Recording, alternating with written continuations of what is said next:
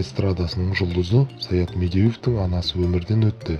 Нұрғайша әжейдің қазасы туралы қаралы хабарды алғашқылардың бірі болып Мейрамбек Беспаев жеткізді.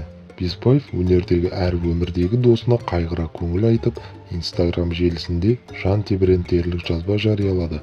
Өнер иесі өз анасындай болып кеткен Нұрғайша әжейдің қазасын ауыр қабылдаған. Қадірлі досым, бүгінгі суық хабар жанымды жылатып, жүрегімді езіп кетті.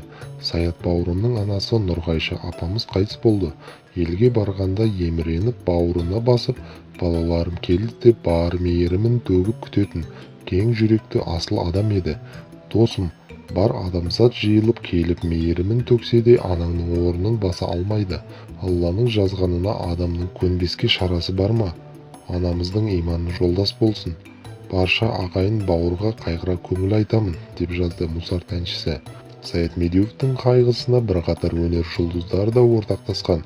Олар да әлеуметтік желідегі парақшаларына анасынан айырылған әншіге көңіл айтып қолдау білдірген.